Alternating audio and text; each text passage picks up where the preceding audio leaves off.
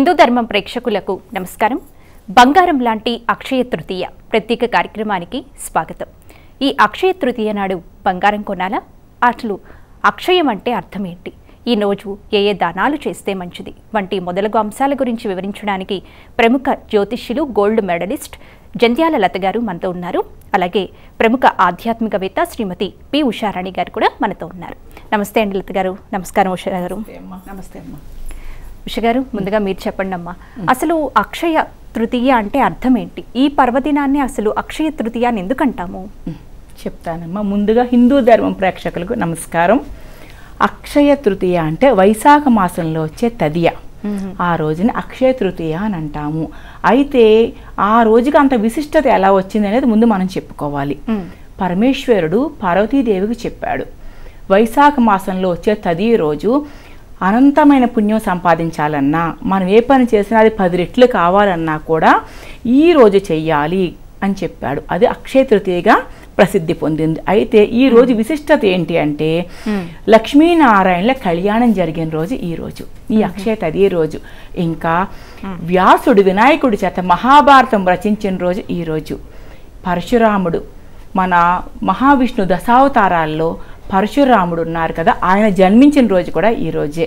ఇంకా కుబేరుడు ఐశ్వర్యానికి, పరమేశ్వరుడి ద్వారా ఐశ్వర్యానికి అధిపతి అయిన రోజు అక్షయ తదియ.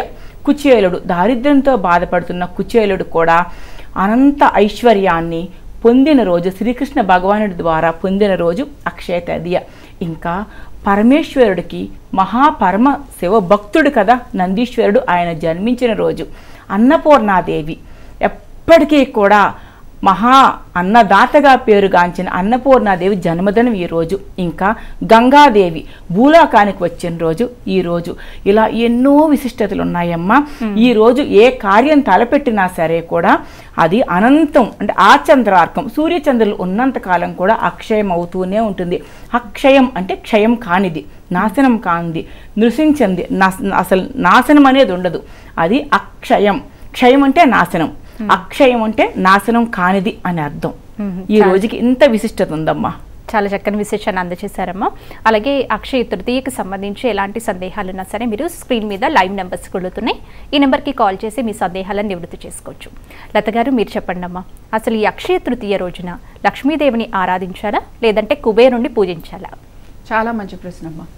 లక్ష్మీదేవిని ఆరాధించాలా కుబేరుణ్ణి ఆరాధించాలా అన్నప్పుడు, ఇప్పుడు మనకి ఇద్దరూ కావాలి కదా. ఇప్పుడు సంపదలకి అధిపతిగా ఇక్కడ పరమశివుడే కుబేరుణ్ణి పెట్టడం జరిగింది. అంటే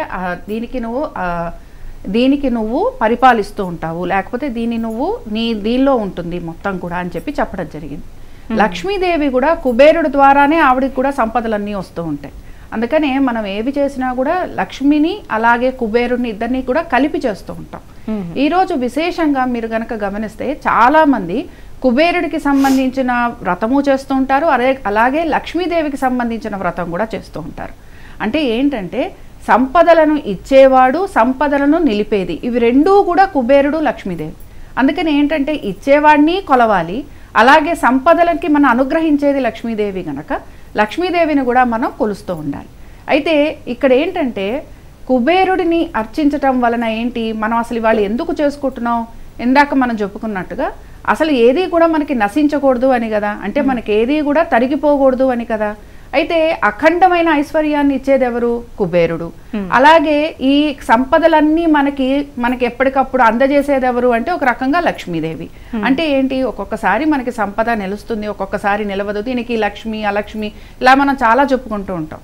కానీ ఏంటంటే కుబేరుడి ద్వారా మనకి సంపదని తీసుకొచ్చేది లక్ష్మీదేవిగా మనం భావించవచ్చు. అందుకని ఏం జరుగుతుంటుందంటే, మనం ఎప్పుడైతే కుబేరుణ్ణి ఆరాధిస్తూ ఉంటామో అప్పుడు లక్ష్మీదేవి ఆరాధన కూడా కలిపి చేస్తూ ఉంటాం.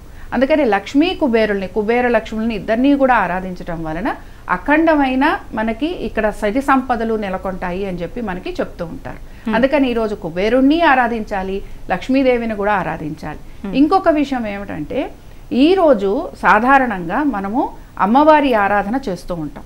అమ్మవారి ఆరాధనలో ఇక్కడ విడిగా మనం చెప్పుకోవాలంటే అక్షయ తృతీయ రోజున సౌభాగ్యవతి వ్రతం అని ఒకటి చేస్తారు, సౌభాగ్య వ్రతం అంటారు. ఇది ముఖ్యంగా మనం లలితాపరాదేవిక అంటే లలిత అమ్మవారికి సంబంధించి చేసే పూజ అన్నమాట. ఇది మనం ఏం చేస్తాము అని అంటే ఈ అమ్మవారి పూజ ఏదైతే చేస్తామో ఇందులో సహస్రనామాలు అంటే మనకి మామూలుగా షోడశోపచార పూజలు చేయటము, అలాగే దీంతో పాటు అష్టోత్తరాలు కానీ సహస్రనామాలు కానీ చేయటం జరుగుతూ ఉంటుంది. లత గారు కాలర్ లైన్లో ఉన్నారండి, మాట్లాడిన తర్వాత కొనసాగిద్దాం కార్యక్రమాన్ని. హలో. హలో, నమస్తే మేడం. నమస్తే అమ్మా, మీ సందేహం లత గారితో మాట్లాడండి. నమస్తే మేడం. నమస్తే అమ్మా, చెప్పండి. మా కోడలకి పురుష స్థానం 11 రోజులు అయింది మేడం. స్నానం చేస్తుందా? స్నానం చేయించడానికి పురిటి స్నానాలు కానీ లేకపోతే ఇలాంటివి కొన్ని ఉంటాయమ్మా. ఇవన్నిటికీ ఏంటంటే వీటికి ఏమీ దోషం ఉండదు. ఇవి ఎప్పుడు జరపాలో అప్పుడు జరిపించేయాలి. ఇప్పుడు మామూలుగా కొంతమందికి ఇలాంటి పట్టింపులు కొన్ని పెట్టుకుంటూ ఉంటారు. ఇవి అంటే బారసార కానీ లేకపోతే 7వ నెల మన శ్రీమంతం చేస్తాం అది కానీ లేకపోతే పురిటి స్నానాలు కానీ ఇవన్నీ ఈ రోజుల ప్రకారం చేసేవి. అందుకని ఏంటంటే రేపు వారు ఈ స్నానం అమ్మాయికి ఏదైతే పురిటి స్నానం ఉంటుందో అది వారు చేయించాలి. అలాగే ఇల్లు కూడా శుద్ధి చేసుకోవాలి. కాబట్టి స్నానం చేయించడం విషయంలో ఎక్కడ మనము టైం అంటే దాన్ని తర్వాత చేయించవచ్చులే అని చెప్పి పోస్ట్పోన్ మాత్రం చేయకూడదు. ఉష గారు మీరు చెప్పండి అమ్మా, అసలు అక్షయ తృతీయ అంటేనే మొట్టమొదటిగా గుర్తుకొచ్చే మాట బంగారం కొనాలి. అసలు అక్షయ తృతీయ నాడు బంగారం కొనాలా, కొనాల్సిన అవసరం లేదా? ఇక్కడ ఒక విషయం మనం బాగా గమనించాలమ్మా. బంగారం కొనటం, బంగారం తెచ్చుకోవడం అనేంతవరకే మనం ఆలోచిస్తున్నాం. అంటే అక్షయ తృతీయ రోజు ఏది చేసినా కూడా అక్షయం అవుతుంది అనే ఫీలింగ్తో మనం బంగారం తెచ్చుకుంటే ఆ ఇయరంతా బంగారం తెచ్చేసుకుంటాం అనుకుంటున్నాం. కానీ మనం బంగారం తెచ్చుకోవాలి అంటే మన ధనం పట్టుకెళ్ళి కూడా అక్కడ ఇస్తున్నాం కదా, అంటే ఖర్చు కూడా అక్షయం అవుతుంది కదా. కాబట్టి బంగారం కొనటం కాదమ్మా, బంగారం దానం చేయాల్సిన రోజు ఈరోజు. బంగారం దానం చేయాల్సిన రోజు. అప్పుడు అఖండంగా మనకు ఐశ్వర్యం కలుగుతుంది. మీరు ఖర్చు పెడుతున్నారు కదా, అంటే వ్యయం కూడా ఎక్కువైపోతుంది కదా మీకు. ఇది ఇక్కడ ఆలోచించుకోవాలమ్మా. బంగారం కొనాల్సిన రోజు కాదు, బంగారం దానం చేయాల్సిన రోజు. సరే, అందరికీ స్తోమత ఉండదు. స్తోమత ఉంటే కనుక 1 గ్రాము బంగారమైనా మన ఇంట్లో ఏళ్ల తరబడి పనిచేస్తున్న వారికైనా, మన ఆస్థాన మన ఇంటి సిద్ధాంతి గారికో మన ఆచార్యులు వారు ఉంటారు కదా, పూజారి గారు మన ఇంటికి రెగ్యులర్గా చేసేవారు, వారికి కానీ దానం చేసుకోవడం మంచిది. చాలా చక్కని విశేషాన్ని అందజేశారమ్మా. లత గారు, మరి జ్యోతిష శాస్త్రం ప్రకారంగా ఈరోజు అసలు ఏ దానాలు చేస్తే మంచిదంటారు? జ్యోతిష శాస్త్రం ప్రకారంగా అనేకంటే కూడా అసలు ఇప్పుడు ఆ శాస్త్రం ప్రకారం వెళ్ళామనుకోండి, కొన్ని రాసులకి బాగుంటుంది, కొన్ని రాసులకి బాగుండదు, లేకపోతే కొన్ని రాసులకి మంచి ఫలితాలను ఇస్తాయి, ఇలా చెప్తూ ఉంటాం కదా. కానీ ప్రతి రాశి వారికి కూడా ఏం జరుగుతూ ఉంటుందంటే ఎక్కడో అక్కడ ఒక దోషం అనేది మాత్రం ఉంటూ ఉంటుంది. నవగ్రహాల వలన దోషమనో లేకపోతే ఇంకొకటి అనో, ఆరోగ్యం బాగాలేదనో, అలాగే ఇక్కడ మనకి కొంతవరకు వృత్తిపరంగా బాగాలేదనో, ఆర్థికంగా బాగాలేదనో, ఇలాగా ఏదో ఒక పరిస్థితి అనేది ఈ 12 రాసుల వారందరికీ కూడా కనపడుతూ ఉంటుంది. అలాంటప్పుడు ఇలాగా ఉంది నా పరిస్థితి అని అనుకున్నప్పుడు సాధారణంగా మనకి గనక చూస్తే శాస్త్రాలలో చెప్పింది ఏంటంటే దానాలు చేయాలి అని చెప్పారు. మనం బృహపరాశర చూసినా కూడా అందులో మనకి పరిహారాలకు కనుక గమనించాము అనంటే, పరిహారాలను గమనించినప్పుడు మనకి తెలిసేది ఏమిటి అనంటే ఇక్కడ మనము దానాలు చేయాలి. సరే, దానాలు ఎలాంటివి చేయాలి? మనకి దశదానాలు చెప్పబడ్డాయి. సరే, దశదానాలలో కూడా కొన్ని దానాలు మనం విరివిరిగా చేసుకోవచ్చు. ఇప్పుడు ఏదైనా నవగ్రహాలకి బాలేదన్నారు, వాటికి సంబంధించి కందులు దానం ఇవ్వమనో, నువ్వులు దానం ఇవ్వమనో చెప్తూ ఉంటాం. కానీ అక్షయ తృతీయ నాడు ఎటువంటి దానాలు చేస్తే 12 రాసుల వారికి మంచి ఫలితం వస్తుంది. అంటే ప్రత్యేకించి ఇది అని కాదు, మనం ఏది కోరుకుంటే అది, ఏది కావాలంటే అది. సరే, ఇప్పుడు ఇక్కడ వీరు చేయాల్సింది ఏమిటి అని అంటే, మనకి మామూలుగా కూడా ఏ జన్మ ఎత్తినా సరే, ఎలా అంటే మనం ఏ జన్మ ఎత్తుతామో, ఎలాంటి జన్మ ఎత్తుతామో మనకి తెలియదు. కానీ ఏ జన్మ ఎత్తినా కూడా మనకి కావాల్సింది ఏమిటి అని అంటే ఆహారము, నీరు. కాబట్టి ఆహారము, నీరు కావాలనుకున్నప్పుడు మనం చేయాల్సిన దానాలలో ఏమిటి ముఖ్యమైనది అంటే నీరు దానం. అంటే కుండతో నింపిన నీరుని దానం ఇవ్వడము. అలాగే ఇక్కడ ఇంకొకటి ఏమిటి అంటే అన్నదానము. సరే, మనుష్య జన్మే ఎత్తాము, అలాంటప్పుడు మనకు కావాల్సింది ఏమిటి? వస్త్రాలు. కాబట్టి వస్త్రదానము. కాబట్టి ముఖ్యంగా చేయాల్సినవి ఏమిటి? నీరుని దానం చేయడము. అంటే కుండలో పోసిన, కొత్త కుండలో పోసిన నీరుని బ్రాహ్మణుడికి దానం ఇవ్వడము, అలాగే అన్నదానము చేయడము, దీంతో పాటు వస్త్రదానము చేయటము. సరే, ఈరోజు ప్రత్యేకించి మనకి చెప్పింది ఏంటంటే బంగారం దానం ఇవ్వండి. బంగారం దానం ఎందుకు ఇవ్వాలి అన్న ప్రశ్న మనలో చాలా మందికి వస్తూ ఉంటుంది. అదేంటంటే బంగారం కొనుక్కోమంటారు కదా, మనకి మంచిగా అలంకరణకి బాగుంటుంది, సిరి సంపదలకి ఒక రకంగా దాన్ని తూకంగా వాడుతూ ఉంటాం. నా దగ్గర ఇంత బంగారం ఉంది అంటే నేను ఇంత సిరి సంపదలతో ఉన్నాను అని చెప్పటం. మరి ఈ బంగారాన్ని దానం ఇవ్వటం ఎందుకు అన్న ప్రశ్న మనలో చాలా వస్తూ ఉంటుంది. బంగారాన్ని దానం ఎందుకు ఇవ్వాలి అని అంటే, మనం 9 నెలలు కూడా తల్లి కడుపులో ఉంటాం కదా, అది కూడా ఒక రకమైన యాతన అనమాట. అది కూడా ఒక రకమైన బాధే. 9 నెలలు ఆ ఫ్లూయిడ్లో ఉండటము, అలాగే ఆ చీకటిలో ఉండటము, ఆ మాంసంలో ఆ నీరులో అలా ఉండటం అనేది కూడా ఒక బాధే. కాబట్టి ఎవరైతే బంగారాన్ని దానం ఇస్తారో వారికి మరు జన్మ అనేది ఉండదు. అందుకు మన్ని బంగారం దానం ఇవ్వండి అని చెప్పారు. అలాగే ఇంకొక రకంగా తీసుకుంటే, ఎక్కడైనా సరే మనకి ఏమైనా ఇబ్బందులు ఉన్నాయి, మనకి ఏమైనా ఆర్థికపరమైన ఇబ్బందులు ఉన్నాయి, బంగారం దానం ఇవ్వటం వలన ఇక్కడ ఏమి మనని చాలా కిలోలు గ్రాములు ఏమి ఇవ్వమనట్ల. ఇక్కడ ఏమంటున్నారు, మన 9 మనకి మినపగుళ్ళు ఉంటాయి కదా, 9 మినపగుళ్ళు ఎంత ఉంటాయో ఒక దాని మీద ఒకటి పేరిస్తే ఎంత వస్తుందో అంత ఇవ్వమన్నారు. అంటే 1 గ్రాము 2 గ్రాములు అంతకంటే ఎక్కువ రాదు మనకి. 9 మినపగుళ్ళ లెక్కన చెప్పారు. ఈ కాలంలో ఆ లెక్కన మనం తీసుకోలేకపోయినా 1 గ్రాము 2 గ్రాములు 1 అర గ్రాము పోని, అంటే మన స్తోమతని పట్టి మన ఇమ్మన్నారు. కానీ స్తోమత లేకపోతే మీరు ఎదురు వెళ్ళి అప్పు చేసి ఇమ్మని ఎక్కడా చెప్పలేదు. అలాగే ఇక్కడ ఏంటంటే ఈ చెప్పులు ఇవ్వమన్నారు. చెప్పులు ఎందుకు ఇవ్వమన్నారు అన్న మాటకు వస్తే, మనం ఎప్పుడైతే యాతనా శరీరంలో ఉంటామో అప్పుడు మనకి కావలసిన వస్తువులు ఇవన్నీ అన్నమాట. అంటే మనము చనిపోయిన తర్వాత మనకి ప్రయాణం ఉంటుంది, ఆ ప్రయాణంలో మనకి ఇవన్నీ కూడా పనికొస్తాయి.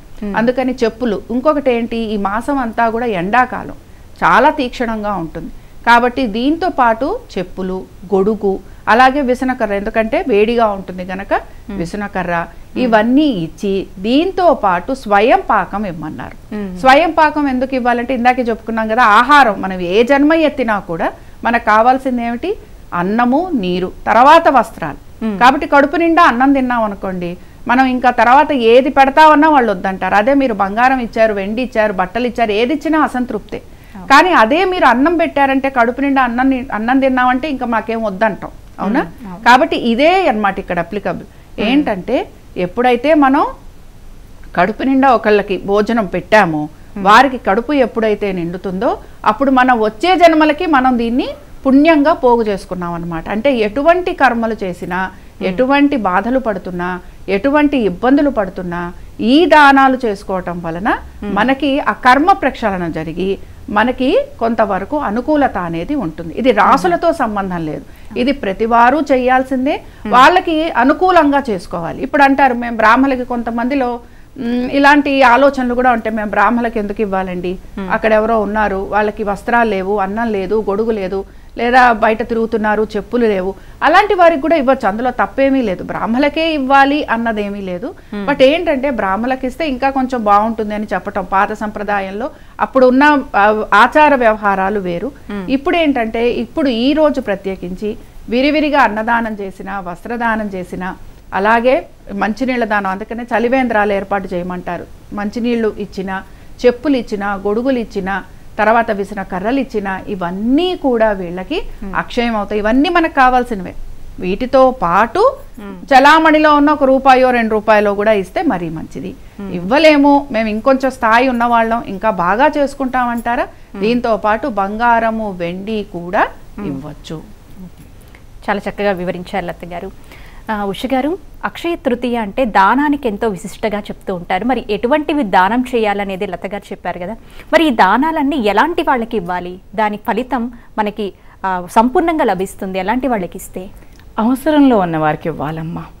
ఇప్పుడు ఎండలో వెళ్తూ ఉంటారు, వారికి ఎండకి మనం గొడుగు, అలాగే ఇప్పుడు మనం లతగారు మనం చెప్పుకున్నట్టు అట్లాగే మంచినీళ్ళు, అట్లాగే బంగారం, ఇవన్నీ కూడా నేనేమంటానంటే చక్కగా వారితో ఏకీభవిస్తూ బంగారం అంటే ఎందుకు ఇవ్వాలి బంగారం అని ఎవరన్నా అనుకోవచ్చు. లేని వారికి మన ఇంట్లో పని చేస్తూ ఉంటారు, 10-15 ఏళ్ళగా చేస్తూ ఉంటారు, వారికి ఏదో చిన్న కోరిక ఉంటుంది, ఎంతో విశ్వాసంగా చేస్తూ ఉంటారు ఏళ్ల తరబడి, వారి మీద మనకెంతో నమ్మకం, ఎన్నోసార్లు ఇల్లు వారి మీద వదిలేసి వెళ్ళిపోతాం, అయినా కూడా మనల్ని ఏ రోజు వారు ఇబ్బంది పెట్టలేదు. అటువంటి వారికి మనకు స్తోమత ఉన్నప్పుడు కాస్త బంగారం సహాయం చేయటము. అట్లాగే ఉదక కుంభం అని ఎందుకంటారు, ఒక మట్టి కుండ చక్కగా శుభ్రం ఒక 4 రోజులు ముందే కొని తెచ్చుకోవాలి. తెచ్చుకున్న మట్టి కుండని బాగా నీళ్లతో నానబెట్టి కడిగి చక్కటి చిన్న బెల్లం ముక్క లేదా కొంచెం గంధం అంటే బయట నుంచి తెచ్చిన గంధం కాదమ్మా, షాపుల్లో కొన్న గంధం కాకుండా మనం గంధపు చెక్కని గంధపు రాయి అంటాం, దాని మీద అరగదీసింది ఒక బొట్టు వేసి ఆ నీళ్లు చలవ చేస్తాయి. గంధం వలన చలవ. అందుకే మనకు చూడండి అక్షయ తదియ రోజున మనకు సింహాచలంలో నరసింహస్వామికి ఆ రోజు అంతా కూడా చక్కగా గంధపు అలంకరణ చేస్తారు. ఇవన్నీ కూడా మనకి తెలియచేయడానికి అనమాట. అట్లాగే ఇంకా చెప్పులు, ఎండకి చెప్పులు లేని వారికి చెప్పులు, మన బంధువుల్లో అదే స్నేహితుల్లోనూ కూడా పేదవారు ఉంటూ ఉంటారు. ఇవన్నీ వినోదాలకే కాదు, మనం స్తోమత ఉన్నప్పుడు ఈ బంధుత్వాలు, ఈ స్నేహాలు ఇవన్నీ మనం పార్టీస్కి ఎంజాయ్మెంట్కే కాదు, ఇవన్నీ కూడా పూర్వకాలం రచించబడ్డాయి. ఎందుకు అంటే మనకంటే పేదవారు మన స్నేహితుల్లో ఉన్నారంటే వారికి బట్టలు, వస్త్రాలు ఇలా దానం చేయాలి. ఒక్కొక్క పర్వదినానికి ఒక్కొక్క విధంగా మనకు అన్ని మంచి పద్ధతులు సహాయం అలవాటు చేయడానికి మన పెద్దలు ఇవన్నీ పెట్టారు. అట్లాగే గంధం కూడా చాలా చల్లగా సమ్మర్లో ఎవరైనా చిన్న పిల్లలు గుండు చేయించడం అవి చేస్తూ ఉంటారు. చక్కగా మనం గంధపు చెక్క, ఒక గంధపు రాయి, చెక్క అరగదీసే రాయి కూడా మనం వారికి ఇస్తే ఇట్లా రాయండమ్మా, లేదా వేడి చేస్తే ఒక్క గంధపు బొట్టు వేసుకుని నీళ్ళలో తాగండి, చలవ చేస్తుంది. మజ్జిగ, కొబ్బరి నీళ్లు, ఇటువంటివి ఏవైనా చేయొచ్చు. గొడుగు, ఎండకు సంబంధించిన ఆ కాలానికి సంబంధించిన. అందుకని మనకి సీతారాముల కళ్యాణంలో కూడా పానకం ఇస్తారు, గొళ్ళల్లో బిందెలుగా చలవ చేయడానికి బాడీలోంచి. ఇవన్నీ ఏసీలు, కూలర్లు లేని కాలంలో కనిపెట్టినవి, కానీ ఇప్పుడు కూడా మన కాలానికి అనుగుణంగా మార్చుకుని, అంటే అప్పుడు కనిపెట్టినవి ఇప్పుడు మేము చెయ్యమని అనడానికి కాకుండా ఇప్పుడు మన కాలానికి అనుగుణంగా మార్చుకుని అట్లా మనకి ఇష్టమైతే మన పూజారి స్వాముల్లో కూడా ఆర్థికంగా బాధపడే వారికి ఉంటారు, వారికి కాస్త బంగారం, వెండి, అట్లాగే మన ఇంట్లో చేసే వారికి చక్కగా పూజారి స్వాములతో పాటు స్వయంపాక దానాలు, బియ్యము, పప్పులు మనకు తోచినంత ఇంతే ఇవ్వాలని లేదు, తక్కువిచ్చుకోవచ్చు, ఎక్కువిచ్చుకోవచ్చు. ఇట్లాగే గంధపు చెక్క, గంధపు రాయి వారు ఎన్నో ఏళ్ళు ఉపయోగించుకుంటారు దాన్ని. ఇంకా రకరకాలుగా ఇట్లా వేసవ కాలానికి సంబంధించి ఉపయోగపడేవన్నీ కూడా పళ్ళ రసాలు తీసుకొని తాగుతారు, దాని ద్వారా వారికి చలవ చేస్తుంది. ఇవన్నీ కూడా ఉపయోగపడే వారికి, కాస్త పేదవారికి, కొనుక్కోలేని స్తోమత ఉన్న వారికి ఇచ్చుకోవడం వల్ల అది ఏంటంటే క్షయం కాకుండా అక్షయం, ఆచంద్రార్కం, సూర్యచంద్రులు ఉన్నంతకాలం కూడా మన పుణ్యం. నిజంగా చెప్పాలంటే ఈ రోజు మనం పుణ్యాన్ని పొందవలసిన రోజు. ఇప్పుడు అంటారు కదా ఆఫర్స్ బంపర్ ఆఫర్స్ అని ఈ రోజుల్లో అంటారు కదా. సో అక్షయ తదియ రోజు మనం ఏది చేసినా కూడా అది మనకి అక్షయం అవుతుంది అనమాట. చాలా చక్కగా వివరించారమ్మా. లత గారు, ఈ అక్షయ తృతీయ అనేది ఎప్పటి నుంచి ఆరోపించడం ప్రారంభమైంది? అంటే శాస్త్రాల్లో కానీ పురాణాల్లో కానీ దీని గురించి ప్రస్తావన ఉందా? మత్స్య పురాణంలో శివపార్వతుల సంవాదంలో శివుడు పార్వతికి చెప్పటం ఒకటి. అంటే ఏంటంటే ఈ అక్షయ తృతీయ నాడు ఎవరైతే దానాలు చేస్తారో, ఎవరైతే హోమాలు చేస్తారో, అంటే మనం ఏది చేసినా అమ్మ పూజ చేస్తారో, జపం చేస్తారో వారికి అక్షయం అంటే క్షయం కాని ఫలితం లభిస్తుంది అని చెప్పడం జరిగింది. అలాగే భవిష్య పురాణంలోనూ దీంతో పాటు మనకి ఇంకా పురాణాలలో కూడా ఈ యొక్క అక్షయ తృతీయ గురించి ప్రస్తావించడం జరిగింది. అంటే ఇప్పుడు మనం ఒక మాట చెప్పుకున్నాం, అంటే మహాభారతం సమయంలో ఎప్పుడైతే మహారాజు పాండవులు అందరూ కలిసి అరణ్యవాసం చేయడానికి వెళ్తారో అప్పుడు వాళ్ళతో పాటు ఎంతో మంది పురజనం కూడా వారితో పాటు వెళ్ళటం జరిగింది. మరి వాళ్ళందరికీ కూడా ఆహారం ఇవ్వాల్సిన పరిస్థితి. అలాంటప్పుడు ద్రౌపదీదేవి ఎప్పుడైతే కృష్ణుడిని ప్రార్థిస్తుందో అప్పుడు కృష్ణుడు వాళ్ళకి అక్షయ పాత్ర ఇవ్వటం జరిగింది. ఆ అక్షయ పాత్ర వలన ఎంతమంది వస్తే అంతమందికి వారు భోజనం పెట్టడం అనేది జరిగింది. ఇది కూడా ఈ రోజు జరిగిందే. అలాగే కుచేలుడిది తీసుకున్నామనంటే ఆయన దరిద్రంలో ఉన్నవాడు. అక్కడ ఏమిటి అంటే వాళ్ళిద్దరిది కూడా మంచి స్నేహబంధం కలిగిన వాళ్ళు. అది కూడా ఈ రోజు జరిగింది. అంటే ఆయన తీసుకెళ్లి అటుకులు పెట్టడం వలన ఆయన అటుకులు ఎన్ని కుప్పెళ్ళ అటుకులు తింటే ఆయనకు అంత తరగని సిరి సంపదలు వచ్చాయట. అందుకని ఏంటంటే ఇక్కడ స్నేహం ఒక మాధుర్యము చెప్తూ, అలాగే భగవంతుడు ఈ రోజున వారు చేసిన ఆ కొద్ది దానికే వారికి అంత ఫలితాన్ని ఇచ్చారు అని చెప్పి చెప్తూ వస్తుంది అనమాట. అలాగే ఇక్కడ ఇంకొక విషయం మనకేంటంటే ఈ పురాణాలలో కానీ వీటిల్లో కానీ మనం గనక చూసుకుంటే ఇప్పుడు ఈ రోజు మనకి 3 రోజులు కూడా, అంటే అక్షయ తృతీయ నుంచి 3 రోజులు కూడా సింహాచలంలో మనము స్వామివారికి మొత్తం కూడా ఆ గంధం ఒక అలంకరణ అంతా కూడా తీస్తూ ఉంటారు. అంటే ఏంటి, ఆయనకు అక్కడ అలంకరణ ఎందుకు జరుగుతోందనే కథ మనందరికీ తెలిసినా కూడా ఈ రోజు ప్రత్యేకించి వరాహల నరసింహస్వామి రూపంలో ఆయన అక్కడ వెలవటం అనేది జరిగింది ప్రహ్లాదుడి యొక్క కోరిక మేరకు. కాబట్టి ఏంటంటే ప్రతి ఈ రోజుకి సంబంధించి మనకి ఎన్నో గాథలు వినపడుతుంటాయి, అంటే ఎన్నో పరిచయాలు వస్తుంటాయి. అంటే మనం చదువుతున్న కొద్దీ ప్రతి ఒక్క పురాణంలోనూ కూడా అక్షయ తృతీయకి సంబంధించి ఎక్కడో అక్కడ ఒక ప్రస్తావన అనేది వస్తూ ఉంది. అందుకని ఏంటంటే మనం భవిష్యత్ పురాణం చూసుకున్నా, బ్రహ్మాండ పురాణం చూసుకున్నా, మత్స్య పురాణం చూసుకున్నా కూడా, అంటే పురాణాలలో కూడా మనకి దీని గురించిన మాట చెప్పటం అనేది జరిగింది. లత గారు కాలర్తో మాట్లాడిన తర్వాత కొనసాగిద్దామండి. హలో హలో, నమస్కారం అండి. నమస్తే అండి. ఉష గారికి మీ సందేహం ఏంటో తెలియచేయండి. మేము ఈ దానాలు చేద్దాం అనుకున్నాము రేపు, అయితే ఏదైనా వీడియోస్ చేయొచ్చండి అట్లా? ఏమడిగారమ్మా? కొంచెం స్పష్టంగా చెప్పండి. మా హస్బెండ్ లేడు, మాకు చిన్నప్పుడే చనిపోయినాడు. అయితే అది ఏమైనా ఇసుకోవచ్చు అట్లా నేను అని. వాళ్ళ పూజ గురించి కూడా చెప్పండి మేడం. కొంచెం ఏదో పూజ చేయాలంటే కొన్ని ఏదో చదువుకొని డ్యూటీ చేసి రిటైర్డ్ అయినా కొన్ని చేసి నాకు తెలియకుండా తప్పులు, అంటే దేవుడి పూజలు చేయొచ్చా లేదా? కొంచెం తప్పకుండా చెయ్యొచ్చమ్మా మీరు, తప్పకుండా అన్ని పూజలు చేసుకోవచ్చమ్మా మీరు, ఇందులో సందేహం ఏమీ లేదు. అట్లాగే మీరు ఏవి దానం చేయాలనుకుంటే అన్నీ చెయ్యొచ్చు. ఏమి మంచి పని చేయడానికి ఎప్పుడూ కూడా ఏది అభ్యంతరం ఉండదమ్మా. మన కాళ్ళతో మాట్లాడదామండి. హలో, ఓకే, లత గారు కొనసాగిద్దామండి, కాల్ కట్ అయింది. అలాగా మనకి పురాణాలలో దీని గురించి చెప్పడం అనేది జరిగింది. అలాగే ఇప్పుడు ఈ రోజు ఇందాక మనకు ఒక కాలర్ అడిగారు కదా, ఇప్పుడు దీనికి కూడా మనకి దీని గురించి కూడా మనకి శాస్త్రాలలో చెప్పడం జరిగింది. అదేమిటి అని అంటే, ఇప్పుడు మనకి మేడం గారు చెప్పినట్టుగా ఇక్కడ ఎక్కడా కూడా పూజలకి ఎటువంటి నిషేధము లేదు, ఎవరైనా చెయ్యొచ్చు. పూర్వ సువాసినులైనా చెయ్యొచ్చు, అలాగే పెళ్లి కాని వారు చెయ్యొచ్చు, పెళ్ళైన వారు చెయ్యొచ్చు, పురుషులు చెయ్యొచ్చు, పిల్లలు కూడా చేసుకోవచ్చు. అయితే దాన ధర్మాల దగ్గరకు వచ్చేటప్పటికి ఎప్పుడూ కూడా భార్యాభర్తలు ఇద్దరూ కలిసి దాన ధర్మాలు చెయ్యాలి.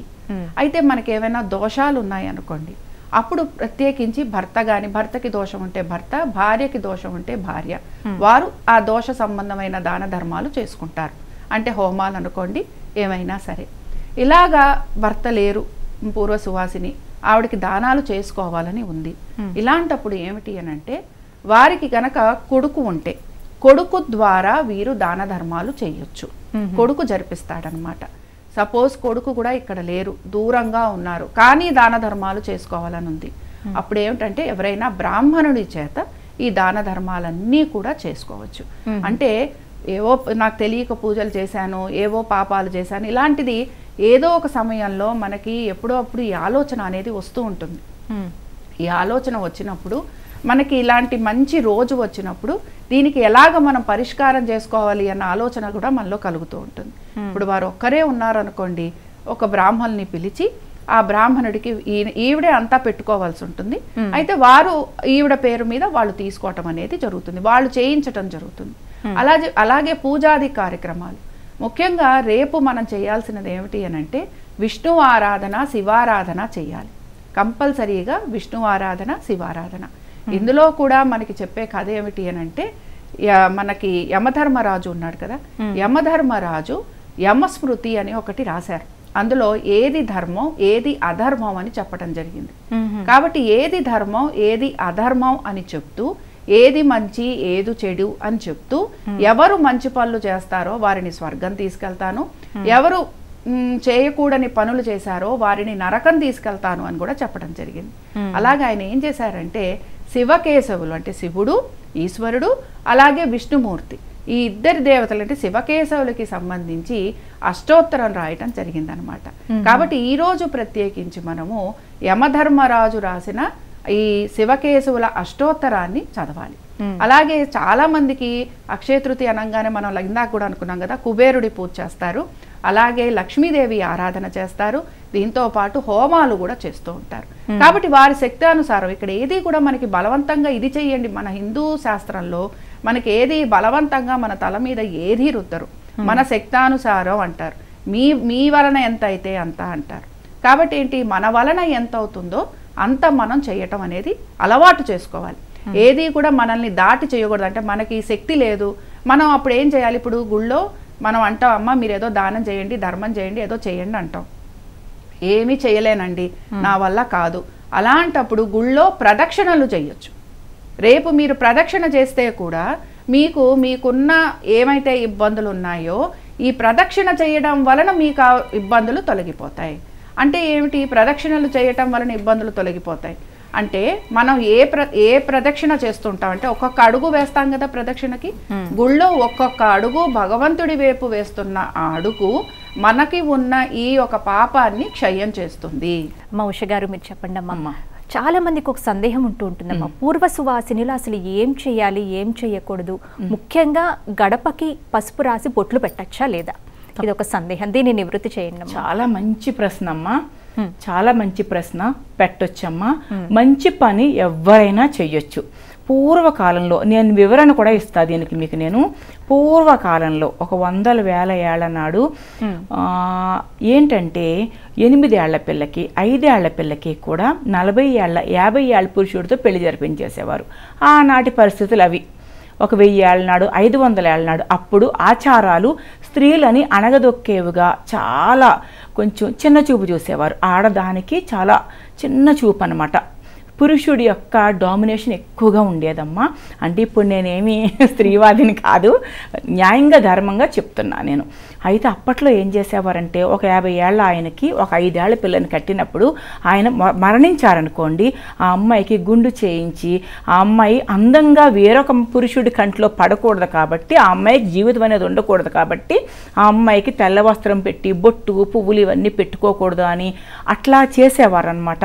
అవన్నీ కూడా కాలక్రమేణా మారుతూ వచ్చాయి. ఇప్పుడు స్త్రీలు కూడా ఎంతో సంతోషంగా ఉన్నారు. అన్ని హక్కుల్ని పురుషులతో సమానంగా పొందుతున్నారు. అయితే అసలు విషయానికి, ఇప్పుడు మీరు అడిగిన విషయానికి నేను ఖచ్చితంగా ఇప్పుడు ఆన్సర్ చేయబోతున్నాను.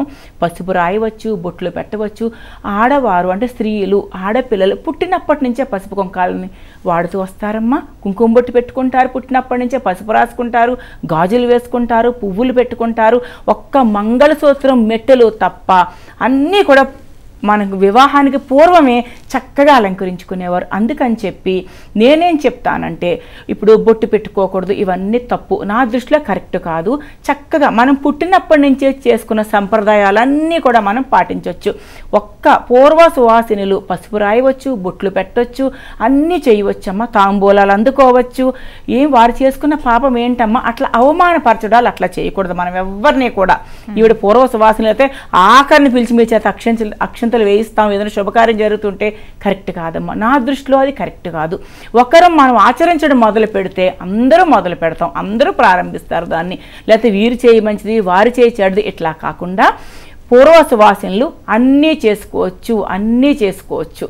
ఇంకా ఏంటంటే ఒక్క మంగళసూత్రం మాత్రమే వివాహంలో భర్త కడతాడు, అది వేరింకా, అది అంతవరకు సరే. కానీ పుట్టక ముందే చక్కగా మన తల్లి కడుపులో ఉన్నప్పటి నుంచే కూడా మనం అన్నిటికీ అర్హులమని మన హిందూ ధర్మం, హిందూ శాస్త్రం ఘోషిస్తుంది. అందుకని నేను మేధావుల్ని, పండితుల్ని కూడా నేను కోరుతున్నది ఏంటంటే, అప్పటి కాలాన్ని బట్టి అలా చేశారు. ఇప్పుడు స్త్రీలు అన్ని చక్కగా ఆనందంగా ఆహ్లాదంగా మనం కూడా చూస్తున్నాం. చక్కగా బొట్టు పెట్టుకోవచ్చు, పూలు పెట్టుకోవచ్చు, గాజులు వేసుకోవచ్చు. అన్నీ కూడా పూర్వ సువాసినులు మనం పుట్టుకతో ఏ అర్హత అయితే పొందామో అవన్నీ కూడా కంటిన్యూ చేయొచ్చమ్మా. చాలా చక్కగా వివరించారమ్మా. లత గారు కాలర్ లైన్లో ఉన్నారండి, మాట్లాడదాం. హలో హలో, నమస్తే అండి. నమస్తే మేడం. మీ సందేహం లత గారికి తెలియచేయండి. మేడం, ఈ అక్షయ తృతీయ నాడు బంగారం కొనలేని వారు ఏం చేయాలి మేడం? చాలా మంచి ప్రశ్న అడిగారండి. బంగారం కొనలేని వాళ్ళు దాన ధర్మాలు చెయ్యాలి. ఏ దాన ధర్మాలు అనేవి ఇందాక మనం మాట్లాడుకున్నాం కదా. మన చేతనైనంతలో మనం ఏం ఇవ్వగలము అనేది చూసుకొని దాన్ని దాన ధర్మాలుగా ఇవ్వచ్చు. వస్త్రం ఇవ్వగలరా, ఇవ్వండి. లేకపోతే మీరు ఏదైనా సరే అన్నం ఎవరికైనా పెట్టగలరా, పెట్టండి. చెప్పులు ఎవరికైనా, ఇప్పుడు ఇందాక మీరు ఒక క్వశ్చన్ అడిగారు, ఏ రాసుల వారు ఎటువంటి చేస్తే బాగుంటుంది అన్నారు కదా. ఇప్పుడు ఏల్నాటి శని ప్రభావంలో ఉన్న వాళ్ళు చాలా మంది ఉంటారు. ఈ ఏల్నాడు శని ప్రభావంలో ఉన్న వాళ్ళు, శని మహర్దశ నడుస్తున్న వాళ్ళు, శని అంతర్దశ నడుస్తున్న వాళ్ళు, వీళ్ళందరూ కూడా చెప్పులు, గొడుగు దానం ఇవ్వచ్చు. అద్భుతమైన ఫలితాలు ఇస్తుంది అనమాట. ఇవన్నీ మన చేతిలో ఉన్నవేనండి. ఒక గొడుగు కొనివ్వటం, ఒక విసనకర్ర, లేకపోతే ఒక మనిషికి అన్నం పెట్టడం, ఇవన్నీ కూడా మనకి మంచిగా పుణ్యాన్ని కలిగించేవే. అలాగే చాలా చోట్ల మనకి ఇక్కడ ఒక మీమాంస కూడా వస్తుంది. బంగారం కొనాలా, కొంటే ఏమిటి అంటే ఇందులో కలిపురుషుడు ఉంటారంటున్నారు, కొనచ్చా కొనకూడదా అన్న మీమాంస కూడా వస్తుంది. దీనికి సంబంధించి కూడా మనం భగవద్గీత కనుక చూస్తే పరీక్షిత్ మహారాజు పరిపాలన అయ్యే సమయానికి కలి రావటం మొదలైంది. అంటే దీనికి సంబంధించి చాలా పెద్ద కథ ఉంది. కానీ కలి పురుషుణ్ణి ఎక్కడ ఉండాలి అన్నప్పుడు ఆయన అన్నారనమాట, బంగారంలో ఉండు అని. అంటే కలి అనేటప్పటికి ఏమిటంటే ఇప్పుడు మనం ప్రస్తుతం ఎలా ఉన్నాము అంటే మనకి ప్రతిదీ కూడా డబ్బుతో సంబంధం అన్నమాట, ప్రతిదీ కూడా బంగారంతో సంబంధం, ప్రతిదీ కూడా ఏదొచ్చినా కూడా మనీ రిలేటెడ్గానే మాట్లాడుతూ ఉంటాం. అందుకని ఏంటంటే అంటే ఇక్కడ మంచితనానికి తక్కువ వాల్యూ ఉంటుంది, చెడుకి ఎక్కువగా ఆలోచన చేస్తూ ఉంటాం. అంటే మంచి గురించి ఆలోచన తక్కువ చేసి చెడు గురించిన ఆలోచన ఎక్కువగా చేస్తూ ఉంటాం. అందుకని ఏమవుతుంటుంది, చెడు గురించి ఆలోచన చేసినప్పుడు మనము ఈ ధర్మము అధర్మము అనే దాని నుంచి బయటకు వచ్చేస్తాం. ఏ పనులు అయితే చేయకూడదో ఆ పనులు చేస్తూ ఉంటాం. అందుకని కలి పురుషుడు రావటం అనేది ఈ బంగారం ఆయన ఒక కిరీటం, దీనికి సంబంధించి కూడా ఒక కథ ఉంది. ఆ కిరీటంలో ఉండటము, ఆ కిరీటాన్ని పరీక్షిత్ మహారాజు పెట్టుకోవడము, ఇక అక్కడి నుంచి కలి ప్రవేశించడం అనేది జరుగుతుందన్నమాట. అలాగా ఈ బంగారము ఎప్పుడు కొనాలి అంటే ఎలాంటిది కొనాలి అన్న మాట వస్తే, మనము ఏదైతే మన స్వార్జితం ఉంటుందో, ఏదైతే మనం కష్టపడి సంపాదించుకుంటామో, ఎవరినైతే మోసం చెయ్యకుండా సంపాదించుకుంటామో అది మనం కొనుక్కోవచ్చు. మనకు స్తోమత ఉందా చక్కగా కొనుక్కోవచ్చు. కానీ రేపు కొనుక్కుంటే ఇంకేముంది 10 100 అవుతుందని అనుకోకూడదు. బంగారం ఇవ్వటం వలన బంగారం వస్తుంది అంటున్నారు, బంగారం కొనటం వలన బంగారం వస్తుందని చెప్పటం లేదు. ఇది గమనించాలి. కాబట్టి బంగారం కొనలేము అన్నవారు చక్కగా దాన ధర్మాలు చేసుకుంటే వారు బంగారం కొనుక్కునేంత స్తోమతికి వెళ్తారు అని చెప్పి మనకి అక్షయ తృతీయ చెప్తోంది అనమాట. అత్తగారు, అలాగే ఈ అక్షయ తృతీయని హిందువులతో పాటు జైనులు కూడా జరుపుకుంటూ ఉంటారు. ఎందుకని వాళ్ళు ఆచరిస్తారు ఈ పర్వదినాన్ని? అక్షయ తృతీయ మొత్తం మన హిందువులతో పాటు జైనులే కాదు, ఇంకా అనేక మంది జరుపుకుంటూ ఉంటారు. అయితే మన ప్రశ్న ఇక్కడ జైన సంబంధంగా ఉంది కనుక దీనికి సంబంధించి ఏంటంటేనమ్మా, ఏ మతమైనా సరే ప్రతి వాళ్ళు కూడా పాటించేది ఒకటే, న్యాయంగా ఉండండి, ధర్మంగా ఉండండి, దాన ధర్మాలు చెయ్యండి. వారు కూడా ఇదే పాటిస్తారు. అయితే దీనికి సంబంధించి ఒక చిన్న కథ ఏంటి అని అంటే, వాళ్ళకు కూడా మనలాగా ఈ తీర్థంకారులు ఉంటారు. అందులో ఒక తీర్థంకారుడి పేరు ఆదినాథ అని చెప్పి ఒక తీర్థంకారుడు. సరే, ఈయన ఏం చేశారంటే, ఈయన ఒకప్పుడు రాజ్య పరిపాలన చేశాడు. ఆయన రాజ్యం పేరు కూడా అయోధ్య. కాబట్టి అయోధ్య రాజ పరిపాలన చేసి ఆయన తర్వాత సన్యాసుల్లో కలిసిపోయాడు. సరే, అది ఆయన అందరికీ పంచిపెట్టడం జరిగింది. ఆయన రాజ్యం ఏదైతే ఉందో అది ఆయన పంచిపెట్టేసి చక్కగా ఆయన సన్యాసం తీసుకున్నారు. సన్యాసం తీసుకున్న తర్వాత ఒక 6 నెలల పాటు వారు ఏమి ఆహారం లేకుండా ఆయన సన్యాస దీక్షను తీసుకోవటం జరిగిందనమాట. అలాగే 6 నెలల తర్వాత వారు ఏం చేశారంటే దేశ పర్యటన చేస్తూ వచ్చారు, ఎవరైనా ఆహారం పెడతారేమోనని. అయితే ఆ కాలంలో ఎవరికి కూడా విడిగా, ఇప్పుడు మనకైతే మనం చూసామనంటే మన చాలా గ్రంథాలలో కానీ పురాణాలలో కానీ చూసినప్పుడు ఎవరైనా భిక్షువు ఇంటికి వచ్చారంటే ఇంటి ఆడది అంటే ఇంట్లో ఉన్న స్త్రీ ఆ భిక్షువుకి ఆహారం పెట్టడం అనే దాని మీద మనం చెప్పుకుంటూ ఉంటాం. కానీ ఇక్కడ వీరి దగ్గరకు వచ్చేటప్పటికి ఏంటంటే ఎవరూ కూడా వీనికి ఆహారం పెట్టలేదట. అయితే ఈయన ఇలా వెతుక్కుంటూ వెళ్ళగా ఇలా వెళ్తున్న క్రమంలో ఒక రాజుగారి, హస్తినాపురాన్ని ఏలుతున్న ఒక రాజుగారి దగ్గరికి వెళ్ళటం జరిగింది. ఈ వెళ్లే క్రమంలో ఆ రాజుగారికి ఒక స్వప్నం వచ్చిందట. స్వప్నం ఏమిటి అని అంటే, ఆయనకు అన్నీ కూడా శుభ ఫలితాలు కనిపించాయట. ఆ శుభ ఫలితాలలో సుమేరు కొండ కనిపించటము, అలాగే ఆయనకు ఒక ఏనుగు కనిపించటము, అలాగే తర్వాత సింహం కనిపించటము, ఎద్దు కనిపించటము, సముద్రం కనిపించటము, ఇలాగా వరుసగా ఆయనకి ఒకే రోజున 7 స్వప్నాలు కనిపించాయట. సరే, ఆయన తమ్ముడిని అడిగినప్పుడు, తమ్ముడు నీకు మంచి జరుగుతుంది, ఇప్పుడు మన రాజ్యానికి ఎవరో ఒక పెద్ద వారు రాబోతున్నారు, ఒక భిక్షువు రాబోతున్నారు, వారికి మనము సేవ చేద్దాము అని చెప్పాడట. సరే, ఆ భిక్షువు ఎవరు అని అంటే ఈ తీర్థంకారుడైన ఆదినాథుడు అనమాట. ఈయన వెళ్ళిన తర్వాత వీళ్ళు సరే ఆయనకి సేవ చేసి, ఇక్కడ చెప్పే విషయం ఏంటంటే, నా మనసుతో కానీ అంటే మనసు స్వచ్ఛంగా ఉంది. ఆయనకి ఎప్పుడైతే వీరు ఆహారం ఇస్తున్నారో అప్పుడు ఈ అన్నదమ్ములు ఇద్దరూ కూడా ఒక మాట చెప్పారట, నా మనసు స్వచ్ఛంగా, అలాగే నా శరీరము స్వచ్ఛంగా, నా మాట స్వచ్ఛంగా, వీటితో పాటు ఆహారము స్వచ్ఛంగా, జ్వలము స్వచ్ఛంగా మేము మీకు ఆహారాన్ని ఇస్తున్నాము అని చెప్పారట. అంటే ఇక్కడ అర్థం ఏంటి అని అంటే, నువ్వు అన్నం పెడుతూ తిట్టుకుంటూ పెట్టకు, అది వాళ్ళు చెప్పేది అక్కడ. అలాగే నువ్వు మంచినీళ్ళు ఇస్తున్నావు అనుకో, ఈయనకి ఎందుకు ఇప్పుడు నేను అక్కడెక్కడి నుంచో మోసుకొచ్చాను, ఇప్పుడు ఈయనకి గ్లాసుడు నీళ్ళు ఇవ్వాలా అని అనుకోకు. అంటే వారు అంటున్నది ఏంటి, నువ్వు చేసే ప్రతి పని కూడా మనసుని లగ్నం చేసి చెయ్యి, మనస్ఫూర్తిగా చెయ్యి, అది వారు చెప్తోంది. అలాగే శరీరం స్వచ్ఛంగా అంటే ఏంటి, మనం కూడా ఎవరికైనా దాన ధర్మాలు చేయాలంటే స్నానపానాదులు చేసుకొని భగవతారాధన చేసుకుని దాన ధర్మాలు చేయాలి. అంటే మన మనసుని, మన వాక్కుని, మన శరీరాన్ని శుద్ధిపరచుకోవాలన్నమాట. దీంతో పాటు ఆహారం కూడా శుద్ధిగా ఉండాలి, ఆహారం కూడా ఫ్రెష్గా ఉండాలి. అలాగే ఇవన్నిటితో పాటు వీటితో పాటు మేము మీకు ఆహారాన్ని ఇస్తున్నాము. అలాగే దీంతో పాటు వారికి ఆ రోజు మంచి చెరుకు రసం ఇచ్చారట. అందుకని ఈ జైనులు అందరూ కూడా ఈ రోజు ఏదైతే జరుపుతారో దీనిలో వీళ్ళు కూడా ఆహార నియమాలు అంటే ఇట్లా దాన ధర్మాలు చేయటము, చెరుకు రసాన్ని పంచటము, స్వీట్స్ ఉంటాయి కదా వీటిని పంచటము, పళ్ళని పంచటము, అలాగే భగవత్ ఆరాధన చేయటంలో వీళ్ళు ఎక్కువ సమయాన్ని గడుపుతూ ఉంటారు. అంటే ఇక్కడ మనకి జైనులు కూడా ఎందుకు జరుపుకుంటారు అన్న మాటకు వస్తే ఈ రోజు వారికి కూడా వాళ్ళ తీర్థంకారుడు ఏం చెప్పారు, మీరు దాన ధర్మాలు చేశారనుకోండి మీకు ఉన్నత స్థితి కలుగుతుంది, మీ మనసు మంచిగా ఉంటుంది, మీ వాక్కు మంచిగా ఉంటుంది, మీరు మంచి మనసుతో చేసిన ప్రతిఫలితం కూడా ప్రతిదీ కూడా మీకు మంచి ఫలితం ఇస్తుంది అని చెప్పి చెప్పడం జరిగింది. అందుకనే ఈ రోజుని ప్రత్యేకించి జైనులు కూడా సెలబ్రేట్ చేసుకుంటారు, అంటే జరుపుకుంటారు. అలాగే దీంతో పాటు ఈ రోజుని ప్రత్యేకించి వాళ్ళు వర్షితాప అంటారనమాట. అందుకని ఏంటంటే ఎవరికైతే ఈ తీర్థంకారుడికి వీళ్ళు సేవలు చేయటం జరిగిన తర్వాత ఆ రాజుగారి యొక్క మొత్తం కుటుంబం కూడా చాలా వృద్ధిలోకి వచ్చిందనమాట. వృద్ధిలోకి ఎందుకు వచ్చారంటే ఇవన్నీ చేయటం వల్ల. కాబట్టి ఇవన్నీ చెయ్యండి, మీరు కూడా దాన ధర్మాలు చేయండి, మీరు కూడా మనసుతో వాక్కుతో ఎటువంటి తప్పులు చేయకండి అని చెప్పేందుకు సారాంశం. చాలా మంచి విషయాన్ని తెలియజేశారు లత గారు. ఉష గారు, ఇందాకే చెప్పుకున్నాం అక్షయ తృతీయ రోజు లక్ష్మీదేవి ఆరాధన, కుబేరుడి ఆరాధన చేయాలి అని. ఈ ఇద్దరితో పాటు ఇంకా ఏ దేవతల ఆరాధన చేస్తే మంచిది? ప్రథమంగా లక్ష్మీదేవి సహిత నారాయణుని అంటే లక్ష్మీనారాయణుని ఆరాధన చేయాలమ్మా.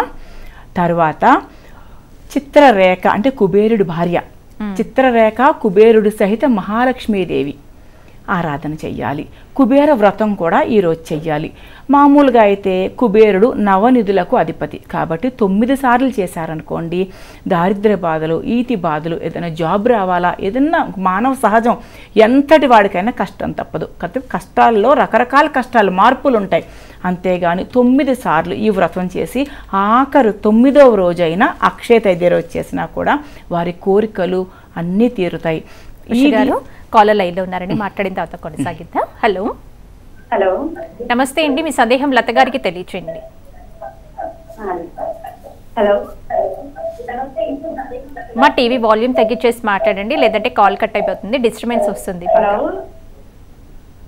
హలో, ఆవిడ సందేహం వచ్చేసి అక్షయ తృతీయ రోజు తులసి మొక్కను నాటచ్చా, ఇది సందేహం అండి. తప్పకుండా నాటచ్చమ్మా, తులసి మొక్క నాటడానికి తప్పేమీ లేదు. అలాగే వీటికి సంబంధించి కూడా ఇప్పుడు ఈరోజు ఈ పని చెయ్యొచ్చా, ఆ పని చెయ్యకూడదా అన్నది ఏమీ లేదు. మంచి పనులు ఏమైనా చెయ్యొచ్చు. ఇందాకే మనం చెప్పుకున్నాం కదా మత్స్య పురాణంలో శివుడు పార్వతితో చెప్పాడని. ఏం చెప్పాడు, మనం ఏ పని చేసినా కూడా అక్షయ ఫలితాన్ని ఇస్తుంది అన్నాడు. అంటే ఏంటి, దానం చేశామా మంచి ఫలితం ఇస్తుంది, అలాగే మీరు ఏదైనా సరే హోమం చేశారా దాని ఫలితం వస్తుంది, జపం చేశారా దాని ఫలితం వస్తుంది, ఇంట్లో పూజ చేసుకున్నారా దాని ఫలితం వస్తుంది, సహస్రనామాలు చదివారా దాని ఫలితం వస్తుంది, చెడు కార్యక్రమాలు చేసాం, చెడ్డ పనులు చేసాం, ఎవరినైనా కొట్టాం ఆ ఫలితం వస్తుంది, అలాగే ఎవరినైనా తిట్టాం ఆ ఫలితం వస్తుంది, అలాగే ఏ పని అయితే చెయ్యకూడదో ఆ పనులు అన్నీ చేసాం ఆ వాటి ఫలితం అంతా కూడా మనకి అక్షయం ఇంకా తరగదనమాట. ఆ తర్వాత అయ్యో బాబోయ్ ఏం చేసినా మాకు ఈ ఫలితం తగ్గట్లేదని అనుకుంటాం.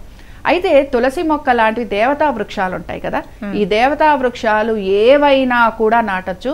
అయితే సాధారణంగా మనం ఏం చేస్తూ ఉంటామంటే వీటికి మొక్కల ప్రకారంగా చూసుకున్నామంటే ఎండాకాలం కాకుండా వానాకాలం అయితే తొందరగా నాటుకొని మంచిగా వృద్ధిగా చక్కగా పెరుగుతాయని చెప్పి అంటూ ఉంటారు. కానీ మనం చక్కగా నీరు పోసి ఇంట్లో గనక తులసి నిద్రపోతే దాన్ని నిద్రపోయింది కదా అని అలా వదిలేయకూడదు. ఖచ్చితంగా ఇంకొక తులసి మొక్క తీసుకొచ్చి నాటాల్సిందే. కాబట్టి ఏంటంటే రేపు చక్కగా పూజాది కార్యక్రమాలు చేసుకొని మంచిగా తులసిని నాటేందుకు ప్రయత్నం చేయండి. మంచి విషయం తెలియజేస్తారు లత గారు. ఉష గారు, మరి కుబేర వ్రతం గురించి చెప్తున్నారు కదా, కొనసాగిద్దామండి. అవునండి, అయితే చాలా మంది అనుకుంటారు కుబేరుడు విగ్రహం మా దగ్గర లేదే, చిత్రపటమైనా లేదే అని. మహాలక్ష్మీదేవిని నారాయణను కూడా పెట్టుకుంటే ఇంకా మంచిదమ్మా. లక్ష్మీనారాయణ ఇద్దరిని పెట్టుకుని ఒక కుబేరుడి భార్య చిత్రరేఖాదేవి, ఈ విగ్రహాలు కానీ పటాలు కానీ లేవు, పుష్పాలు తీసుకోండి, 4 పుష్పాలు తీసుకోండి. లక్ష్మీనారాయణులుగా 2 పుష్పాలను భావించండి, ఒక పుష్పం కుబేరుడు, ఒక పుష్పం చిత్రరేఖాదేవి పెట్టుకుని చక్కగా వాటి మీద గంధం, పసుపు, కుంకుమ, అక్షింతలు వేసి చక్కగా మీకు కుబేర వ్రతము అనే బుక్స్ బయట దొరుకుతాయి. ఏమీ లేదు, మనం ఎన్నో వ్రతాలు చేసుకుంటాం, కలిసని పెట్టుకుంటాం. చెంబులో నీరు, గంధం, పసుపు, కుంకుమ, ఒక పుష్పం, ఒక నాణెం వేసి కొబ్బరికాయ పెట్టి మామిడి చిగుళ్ళు కానీ తమలపాకులు కానీ పెట్టి పైన ఒక చక్కటి జాకెట్ వస్త్రం పెట్టి మనం కలశం పెట్టుకుంటాం. ఆ కలశం పెట్టుకుని ప్రథమంగా వినాయకుడిని గణపతి ఆరాధన చేసి తర్వాత కుబేర అష్టోత్తరం, లక్ష్మీ అష్టోత్తరం చేసి ధూపదీప నైవేద్యాలు హారతులు ఇచ్చి ఇట్లా మనకు ఉన్నంత దాంట్లో సింపుల్గా కూడా చేసుకోవచ్చమ్మా. ఈ వ్రతం చేయడం వల్ల విశేష ఫలితం పొందుతారు ఈ అక్షయ తదియ రోజు. కాలర్ లైన్లో ఉన్నారండి, మాట్లాడదాం. హలో హలో హలో నమస్తే మేడం, మాది హిందూపురంగా మాట్లాడతాను మేడం. నమస్తే అమ్మా. ఉష గారికి మీ సందేహం ఏంటో తెలియచేయండి అమ్మా. అదే మేడం, డబ్బులు శుక్రవారం ఇంట్లో ఇంకా ఈయనే గుడ్డ అంటారు కదా మేడం, మరి ఎట్లా మేడం బంగారం పొందుకునేది? హలో డబ్బులు ఈ గుడ్డు శుక్రవారం ఇంట్లో అంటారు కదా, మరి ఎట్లా మేడం? అంటే శుక్రవారం వచ్చింది కాబట్టి అక్షయ తృతీయ. అవునమ్మా, అవునమ్మా. మీకు అదే ఇప్పుడు అసలు సందేహం ఏంటంటే మంచి ప్రశ్న అడిగారు. అసలు అక్షయ తదియ రోజు బంగారం కొనటమే కరెక్ట్ కాదమ్మా. బంగారం కొనటమే కరెక్ట్ కాదు ఆ రోజు, శుక్రవారం అనే కాదు. కరెక్ట్గా చాలా మంచి ప్రశ్న ఇది. ఎంతో మందికి డౌట్ మీరు క్లియర్ చేశారనమాట. శుక్రవారం రోజు కొనటం తర్వాత పెడితే అసలు రేపు కొనటమే కరెక్ట్ కాదు. ఎందుకంటే వ్యయం, మీరు డబ్బు పట్టుకెళ్ళి బంగారం షాపులో ఇస్తున్నారు, అది వాళ్ళకి మంచిది, మీకు కాదు. మీరు ముందు రోజు కానీ 2 రోజులు ముందు కానీ కొని పెట్టుకొని ఆ రోజు దేవుడి దగ్గర పూజ చేసుకుని భగవంతుడి దగ్గర నుంచి ప్రసాదంగా ఆ రోజు తీసుకోండి. ఎప్పటికీ మీరు చక్కగా కొనుక్కొని అదృష్టాన్ని పొందుతూనే ఉంటారు. అక్షయం అవుతుంది, మీరు కోరుకున్న పని అక్షయం అవుతుంది. ఇప్పుడు శ్రావణ మాసం, ఇంకా శుక్రవారం గురించి కూడా మీరు అడిగారు కదా, అసలు డౌట్ క్లియర్ చేయలేదు అనుకుంటారు. శ్రావణ మాసం వచ్చింది, మహాలక్ష్మీదేవిని కొలిచే మాసం. ప్రతి శుక్రవారం మనం వైభవంగా పేరంటం ఇస్తాం. అందులో పసుపు, కుంకుమ, పువ్వులు, గాజులు, ఒక నాణ్యం కూడా వేసేస్తాం. అవి డబ్బులే కదమ్మా. కాబట్టి ఇవన్నీ కూడా కొంతవరకు మూఢనమ్మకాలే. మీరు ఏదైనా కొనుక్కోవాలి అంటే కొనుక్కోండి. ఆ శుక్రవారం వచ్చింది, మంగళవారం వచ్చింది, ఇవన్నీ కాదు. చక్కగా వివరించారమ్మా. లత గారు, ఈ పర్వదినాన్ని స్మారక దినంగా భావిస్తూ కూడా పితృదేవతలను స్మరిస్తూ ఉంటారు, ఎందుకని? స్మారక దినం అని కాదు, ఈ రోజు పితృదేవతలకి సంబంధించి అసలు ఒక రోజని కాదమ్మా, ప్రతిరోజు కూడా పితృదేవతలకి సంబంధించి ఇక్కడ మనము పితృదేవతలకు సంబంధించి నీళ్లు వదలాలి అని చెప్తూ ఉంటారు. అలాగే ప్రతిరోజు మధ్యాహ్నం పూట, దీంతో పాటు అమావాస్య తిథులు, అలాగే మనకి పితృతర్పణాలను చేస్తూ ఉంటాం కదా, పితృతర్పణాలు, అలాగే ఇప్పుడు నర్మదా, ఇప్పుడు ఈ పుష్కరాలు, వీటన్నిటిలో కూడా మనం ఏం చేస్తూ ఉంటామంటే పితృదేవతలకి సంబంధించి తర్పణాలు వదలటం అనేది జరుగుతూ ఉంటుంది. అయితే మనకున్న సమయాభావం అనుకోండి, మనం ఉంటున్న ఈ బిజీ వరల్డ్లో మనము రోజు కూడా పితృతర్పణాలు అనేవి వదలలేకుండా ఉన్నాం. అసలు మామూలుగా అయితే ప్రతిరోజు కూడా పితృతర్పణాలు వదలాల్సిందే. అయితే ఈ రోజు ఎందుకు వదలాలి అన్న మాట వచ్చిందంటే, ఈ రోజు చేసే ప్రతి పని కూడా మంచి ఫలితం ఇస్తుందని అనుకుంటున్నాం కదా. పితృదేవతలు కనుక సంతోషించారనుకోండి, మన వంశవృద్ధి కలుగుతుంది. వంశవృద్ధి ఎప్పుడైతే కలుగుతుందో అప్పుడు అన్నీ మనం కోరుకున్న ప్రతిదీ మన ఇంట్లో వచ్చి చేరుతుంది అనమాట. వంశవృద్ధి అంటే ఉట్టి పిల్లలనే అనుకోకూడదు. వంశవృద్ధి అంటే వంశము వృద్ధి చెందటం అంటే పిల్లలు అనుకుందాము, అలాగే మంచి పనులు చేయటం అనుకుందాము. కొంతమంది చూడండి కళాశాలలు కట్టిస్తారు, స్కూల్స్ కట్టిస్తారు, సేవా కార్యక్రమాలు చేస్తూ ఉంటారు. ఇవన్నీ కూడా పితృదేవతల ఒక మంచి, వారికి ప్రీతి చెందేటట్టుగా వీరు పనులు చేయటం వల్ల వీరికి మంచి జరుగుతోంది అనమాట. అంటే ఒక తరాల్లో ఒక్కరు మంచి పని చేసినా కూడా ఎన్నో తరాలు మనకి ఫలితం వస్తూ ఉంటుంది. అలాగే ఈ పితృదేవతలకి సంబంధించి తర్పణాలు గనక ఈ రోజు వదిలితే అది కూడా ఎలా వదలాలి అన్న ప్రశ్న వస్తూ ఉంటుంది. లత గారు, కాలర్తో మాట్లాడిన తర్వాత కొనసాగిద్దామండి. Hello hello hello madam. అమ్మా నమస్తే అమ్మా. లత గారికి మీ సందేహం తెలియచేయండి. నమస్తే మేడం. నమస్తే అమ్మా, చెప్పండి. మేడం, ఇప్పుడు ఆగస్టు 4 దాకా మంచి రోజులు లేవు, మూడమని చెప్తున్నారు కదా మేడం. అవునమ్మా. అది మాకు పాప పుట్టిందండి డిసెంబర్ 28, 2023. పాపకి ఇప్పుడు 5th మంత్ స్టార్ట్ అయింది. నెక్స్ట్ 6th మంత్ లో అన్నప్రసన్న చేయాలి కదా మేడం. మళ్ళీ 4th దాకా, ఆగస్ట్ 4 దాకా చేయకూడదు అంటే పాప పెద్దదైపోతుంది, తినిపించాలి కదా, ఎలా అండి? ఇప్పుడు కొన్నిటి కిందాక మనం చెప్పుకున్నాం చూసారా, కర్ణవేధ అంటారంటే చెవులు కుట్టించటం, అన్నప్రాసన అంటాం, అన్నం పెట్టడం. అలాగే వీటికి ఏంటంటేనమ్మా ఈ మూఢములు, కత్తెరలు ఇవి పనికిరావు. అలాగే ఇప్పుడు 7వ నెల సీమంతం చేస్తాం. ఇప్పుడు మనం కత్తెర వచ్చింది లేకపోతే మూఢం వచ్చింది అని కూర్చుంటే అక్కడ డెలివరీ అయిపోతుంది. కాబట్టి ఇవన్నీ గమనించుకోవాలి. ఇలాంటి కొన్ని వాటికి ఏంటంటే మూఢాలతోటి కత్తెరలతోటి లేకపోతే మంచి రోజులు కావు అన్న వాటికి సంబంధం ఉండదు. అయితే అన్నప్రాసన చేస్తున్నప్పుడు గురుమూఢమి నడుస్తుంది కాబట్టి ఏమవుతుందంటే గురువు కొంచెం వీక్గా ఉంటాడు కనుక వీళ్ళు అన్నప్రాసన చేసే రోజున కొంచెం మంచి సమయం చూసుకోవాలి. ఏ రాహుకాలం లేకుండానో లేకపోతే అన్నప్రాసనకి కూడా కొంచెం మంచి టైం చూసుకుంటారు. ఆ టైం చూసుకొని కనుక వీరు పెట్టుకున్నారనుకోండి పాప చక్కగా వారు అన్నం తినిపించవచ్చు. అలాగే వారి యొక్క పాప ఎవరైతే ఉన్నారో వారు చక్కగా కూడా మంచిగా పెరిగేందుకు కూడా అవకాశాలు ఉంటాయి. లత గారు, మరి అక్షయ తృతీయ రోజు పితృదేవతలకి తర్పణాలు ఏ విధంగా వదలాలో తెలియజేస్తున్నారు. మరొక సందేహం, స్త్రీలు ఈ తర్పణాలను వదలచ్చా? స్త్రీలు తర్పణాలు వదలచ్చా అంటే దీనికి కూడా ఒక ధర్మ విషయం ఉంది. ఎప్పుడు వదలాలి, ఎప్పుడు వదలకూడదు. సపోజ్ ఇప్పుడు స్త్రీలకి భర్త మామూలుగా ఈ పితృకార్యాలన్నీ కూడా మగవారే చేస్తారు. అయితే ఇప్పుడు వస్తున్న ధర్మ సందేహం ఏంటంటే ఇంట్లో మగవారే లేరు, అలాంటప్పుడు మా పరిస్థితి ఏమిటి, ఇది వస్తున్న ప్రశ్న. కాబట్టి ఇంట్లోని మగవారు గనక ఉంటే పితృతర్పణాలు మగవారే చేస్తారు. లేదు మీ సంతానం ఎవరైతే ఉన్నారో కుమారులు ఎవరైతే ఉన్నారో వారు చేస్తారు. లేదా మనవడికి గనక అంటే సంప్రదాయం ప్రకారంగా ఒడుగు అలాంటివి ఉంటే అవి అయితే గనక వాళ్ళకి చేసే హక్కు ఉంటుంది. కొంతవరకు అల్లుళ్ళు కూడా కొడుకుతో సమానం గనక అది చేస్తారు. ఇంకా ఎవరూ లేరు అనుకున్నప్పుడు బ్రాహ్మలకి కూడా చెప్పి చేయిస్తూ ఉంటారు. ఇంకా మేము బ్రాహ్మల చేత చేయించాం, మాకెవరూ లేరు ఏమిటి అని అంటే అప్పుడు స్త్రీలకి చెప్పటం జరిగింది. కానీ స్త్రీల కంటే కూడా ముందర వీళ్ళందరూ ఉంటారనమాట. అంటే స్త్రీలకి ఎందుకు వద్దన్నారు అంటే ఇక్కడ భేషజం అని అనుకోకూడదమ్మా. ఇక్కడ బేసిక్గా స్త్రీలకి వాళ్ళ శరీరము అనుకూలించదు, వారు అవి ఆటుపోట్లను తట్టుకోలేరు, ఆ బాధలు ఎక్కువగా ఉంటాయి గనక తర్పణాలకి సంబంధించినవి నాభి నుంచి వచ్చే మంత్రాలు గనక దానికి సంబంధించినవి చాలా శాస్త్రోక్తంగా చెయ్యాలి గనక వాటికి సంబంధించి స్త్రీలు అవన్నీ చెయ్యలేరు అనే భావనతోటి వారికి వివిధ రకాల ఇబ్బందులు ఉన్నాయి. ఇంటిని చూసుకోవాలి, పిల్లల్ని చూసుకోవాలి, వంట చూసుకోవాలి, ఇలాంటివి చాలా విషయాలు ఉంటాయి గనక ఈ కార్యక్రమానికి సంబంధించి వారు అవి చెయ్యలేరు అనే భావనతోటి వద్దన్నారు. కాబట్టి స్త్రీలు చెయ్యొచ్చా అనే దానికంటే కూడా ఇంకా ఏమీ ఆప్షన్ లేదు, ఇక బ్రాహ్మణుడి చేత కూడా మేము చేయించలేము, మాకెవరూ దొరకలేదు అన్నప్పుడు. కానీ ఈ లోపల ఇంతమంది ఉన్నారు కదా లైన్లో, కాబట్టి వీరిలో ఎవరితో ఉన్నా ఒకరి చేత చేయించవచ్చు. అలాగే కాలర్ లైన్లో ఉన్నారండి, మాట్లాడతా. హలో హలో అమ్మ, నమస్తే అమ్మా. ఉష గారికి మీ సందేహం చెప్పండి అమ్మా. అమ్మగారు, సత్యనారాయణ వ్రతం ఎవరైనా చేసుకోవచ్చా? ఇల్లు కడితేనే చేసుకోవాలా? సత్యనారాయణ స్వామి ఎప్పుడైనా చేసుకోవచ్చా? అవునండి, ఎప్పుడైనా చేసుకోవచ్చమ్మా. మీకు వీలైతే ఏకాదశి రోజు చేసుకోండి అమ్మా, ఎప్పుడైనా చేసుకోవచ్చు.